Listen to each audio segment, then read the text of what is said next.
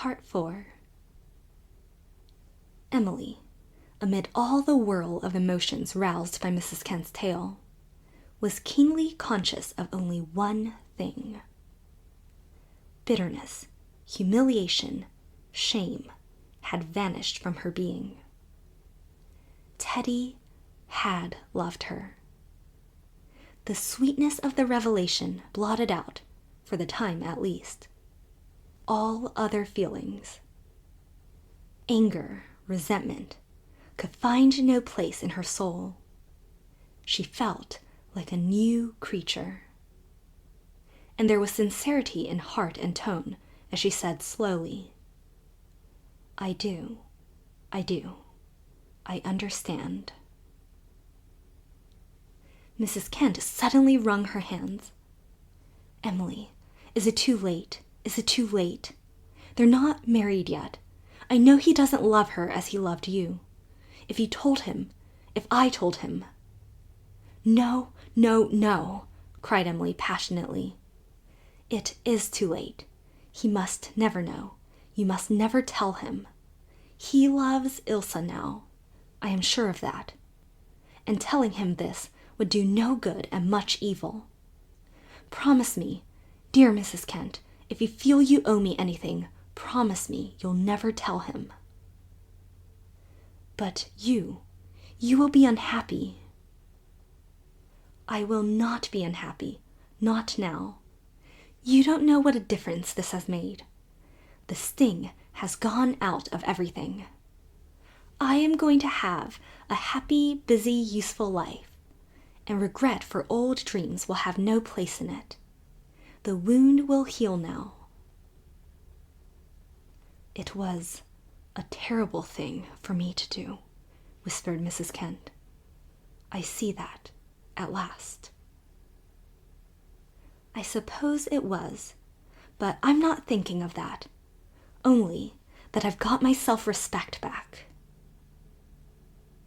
The Murray pride, whispered Mrs. Kent, staring at her.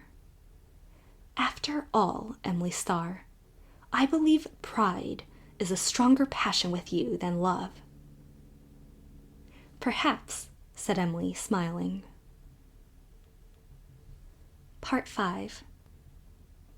She was in such a tumult of feeling when she reached home that she did a thing she was always ashamed of. Perry Miller was waiting in the Newman garden for her. She had not seen him for a long time, and at any other hour would have been glad to see him. Perry's friendship, now that he had finally given up all hope of anything else, was a very pleasant part of her life. He had developed in the last few years. He was manly, humorous, much less boastful. He had even acquired certain fundamental rules of social etiquette, and learned not to have too many hands and feet. He was too busy to come often to New Moon, but Emily always enjoyed his visits when he did come, except tonight. She wanted to be alone, to think things over, classify her emotions, revel in her restored sense of self-respect. To pace up and down among the silken poppy ladies of the garden and talk with Perry was an almost impossible thing. She was in a frenzy of impatience to be rid of him. And Perry did not sense this at all. He had not seen her for a long while, and there were many things to talk over, Ilsa's wedding in especial. He kept on asking questions about it, until Emily really didn't know what she was saying. Perry was a bit squiffy over the fact that he had not been asked to be groomsman. He thought he had a right to be, the old chum of both. I never thought Teddy would turn me down cold like that, he growled. I suppose he feels himself too big to have Stovepipe Town for groomsmen. Then Emily did her dreadful thing. Before she realized what she was saying, in her impatient annoyance with Perry for casting such aspersions on Teddy, the words leaped out quite involuntarily. You goose. It wasn't Teddy at all. Do you think Ilsa would have you as groomsman when she hoped for years you would be the groom? The moment she had spoken, she stood aghast, sick with shame and remorse. What had she done? Betrayed friendship, violated confidence. A shameful, unpardonable thing. Could she, Emily Bird Star of New Moon, have done this? Perry was standing by the dial, staring at her, dumbfounded. Emily, you don't mean that. Ilsa never thought of me that way, did she? Emily miserably realized that the spoken word could not be recalled, and that the mess she had made of things couldn't be mended by any fibs. She did, at one time. Of course, she got over it long ago. Me? Why, Emily, she always seemed to despise me, always ragging me about something. I never could please her. You remember. Oh, I remember, said Emily wearily. She thought so much of you, she hated to see you fall below her standard. If she hadn't liked you, do you suppose she would have cared what grammar you used or what etiquette you smashed? I should never have told you this, Perry. I shall be ashamed of it all my life. You must never let her suspect you know. Of course not. Anyhow, she's forgotten it long ago. Oh, yes. But you can understand why it wouldn't be especially agreeable for her to have you as best man at her wedding. I hated to have you think Teddy's such a snob. And now, you won't mind, will you, Perry, if I ask you to go? I'm very tired, and I've so much to do in the next 2 weeks. You ought to be in bed, that's a fact, agreed Perry. I'm a beast to be keeping you up. But when I come here, it seems so much like old times I never want to go. What a set of shavers we were. And now Ilsa and Teddy are going to be married. We're getting on a bit. Next thing, you'll be a staid old married man yourself, Perry, said Emily, trying to smile. I've been hearing things. Not on your life. I've given up that idea for good.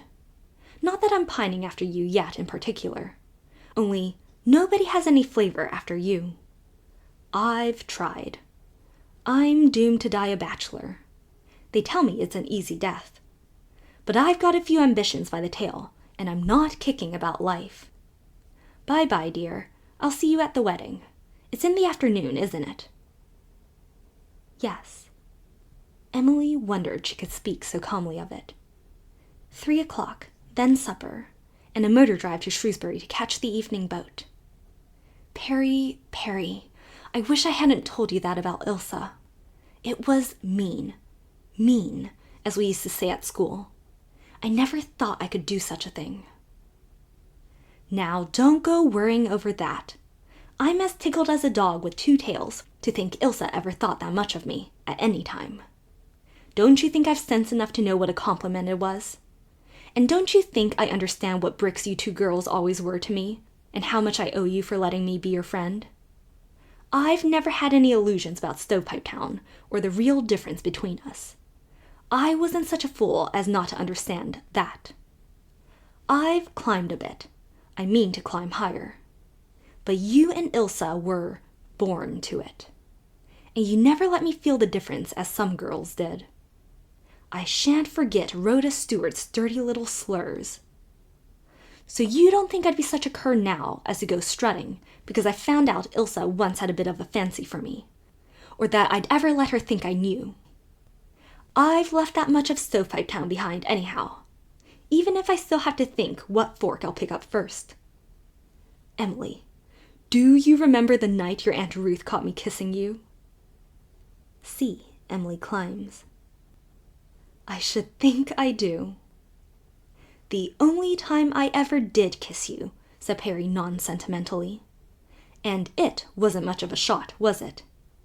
when I think of the old lady standing there in her nightgown with the candle." Perry went off laughing, and Emily went to her room.